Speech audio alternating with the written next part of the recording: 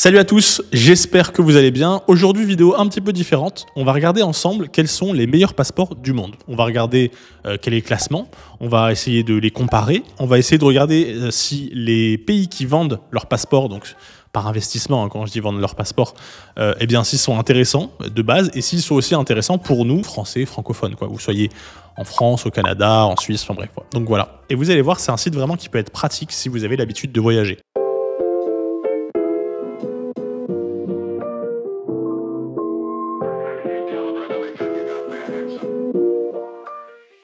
Salut à tous, je suis Émile OS, juriste et web entrepreneur. Sur cette chaîne, on parle de business, de droit et plus particulièrement du droit qui entoure l'activité des web entrepreneurs dans le monde. Mais aujourd'hui, on va être un petit peu plus détente et on va regarder ensemble le classement des passeports dans le monde. Par contre, je partage souvent des astuces et des news légales importantes pour vous aider à optimiser et sécuriser légalement votre business.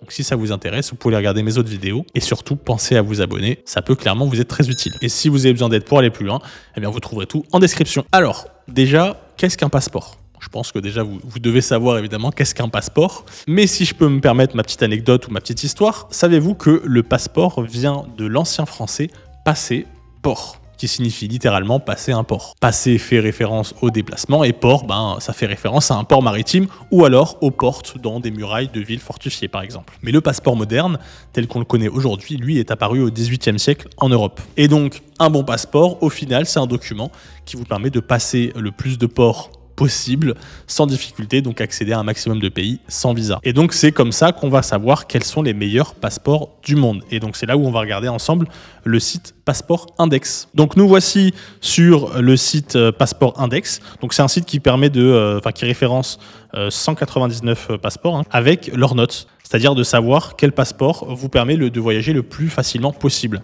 Et donc on a toute une liste de passeports. Donc là, si par exemple je vais en cliquer sur un au hasard. Allez, la Grèce. Donc là, on a la Grèce. Mobilité score. Donc là, on a des points de mobilité à 178.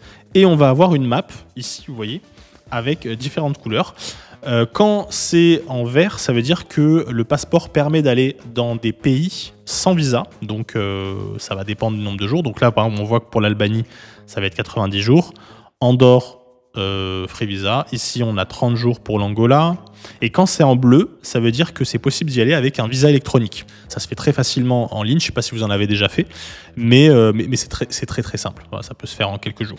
Et si c'est rouge, là, il vous faudra un visa classique. Voilà. Donc là, vous voyez, on a visa required, désolé pour mon accent. Et ici, pré-enrollment. Donc normalement, alors là, je ne suis pas sûr, mais je crois qu'en fait, il y a une procédure à avoir avant la demande de visa. Je sais que ça se fait aux États-Unis. J'ai oublié le nom. D'ailleurs, si vous l'avez, vous pourrez le mettre en commentaire. Ou alors, je l'afficherai sur la vidéo. Mais voilà ce que ça représente. Voilà. Et plus c'est rouge, moins c'est bien. Et on a du coup aussi l'évolution de la mobilité du passeport. Donc, on voit par exemple que pendant le Covid-19, du coup, on pouvait moins voyager. Et qu'après, là, ça a évolué. Donc voilà. Et donc là, si on va dans le classement global, on va voir notre classement des meilleurs passeports du monde. Donc là, on voit en première position, on a les Émirats Arabes Unis avec un score de 180. Et là, on peut beaucoup voyager. L'Espagne en deuxième position, donc deuxième meilleur passeport du monde. La Finlande, la France, du coup, on est en troisième avec tous ces autres pays qui ont le même score. Finlande, France, Germanie, Belgium, Italie, Danemark, Sweden, Pologne, Hongrie, etc. Et puis si on va descendre en bas pour voir quels sont les pires passeports du monde, les pires passeports du monde, c'est le passeport syrien, ensuite le passeport afghan, irakien, somalien, pakistanais, Yémen, c'est des pays en guerre quoi. Et ce qui est intéressant aussi, c'est pour ça aussi que je voulais vous montrer ce site, c'est que vous pouvez faire des comparatifs. Donc par exemple, vous pouvez prendre, donc là on va faire les passeports. Donc moi par exemple, je suis marié avec une Russe. Donc si on veut voyager ensemble, on peut comparer et regarder où est-ce qu'on pourrait aller ensemble. Donc là, je vais mettre le passeport français. Et ici, je vais mettre le passeport russe. Et donc là, vous voyez, je sais pas si on a envie de voyager. Moi, je sais pas, je vais dire, allez, Salvador. J'ai le Salvador en tête. On va chercher le Salvador et on va voir si on peut y aller ensemble facilement. Je trouve pas. Ah oui, je crois que c'est El Salvador. Chaque fois, Ouais, c'est ça. Ok, donc du coup là on peut y aller tous les deux facilement, sans demande de visa. Donc ça c'est cool. Voilà, donc si par exemple on voudrait aller en Australie, eh bien moi je pourrais faire ça pour un visa électronique, donc je pourrais faire ça facilement. Elle, il faudra faire une procédure plus complète, quoi. Voilà, une procédure plus classique. Et donc voilà, et vous pouvez comparer un maximum de pays comme ça. Et il y a un autre truc que j'aime bien, c'est la partie Improve, pour améliorer votre mobilité. Donc imaginons, je suis français, donc la France, et je sais qu'on a des pays qui vendent leur passeport.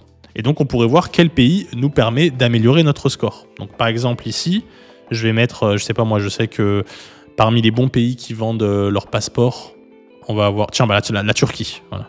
Puis je dois aller en Turquie dans pas longtemps. La Turquie, elle est où? Là. Si j'ai un passeport turc, de combien ça augmente? Voilà, ça augmente de seulement 2 pays. Voilà, donc ça veut dire que si j'ai un passeport turc en plus, eh bien, je pourrais aller au Soudan facilement et en Syrie. Voilà. Ça, au moins, vous savez si vous voulez prendre un passeport turc.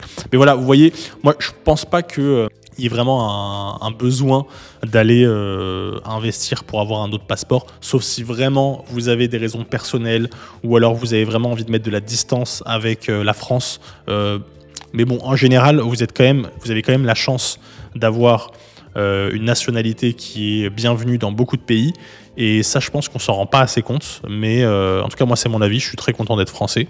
Et je trouve qu'on a beaucoup de chance. Surtout à l'international, quand on voyage, on se rend compte aussi que les Français sont quand même très appréciés dans le monde.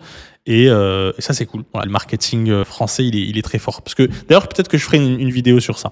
Voilà, maintenant, si on veut aller regarder du coup la France en détail. Donc là, on va regarder le dashboard de la France pour savoir où est-ce que vous pouvez aller facilement. Et donc là, bien sûr, on a tous les pays de l'Union européenne qui sont en vert. Si vous voulez aller en Russie, par exemple, là, en le grand bleu, il vous faudra un visa électronique. Ça, je le sais puisque je l'avais fait, donc c'est en 4 jours, c'est réglé. Et voilà, donc toute l'Amérique latine, vous pouvez y aller sans visa. Les pays d'Asie, la Chine, tout ça, vous pouvez y aller sans visa. On a quand même, donc là on a l'Indonésie, il faudra un visa, on a d'autres pays ici.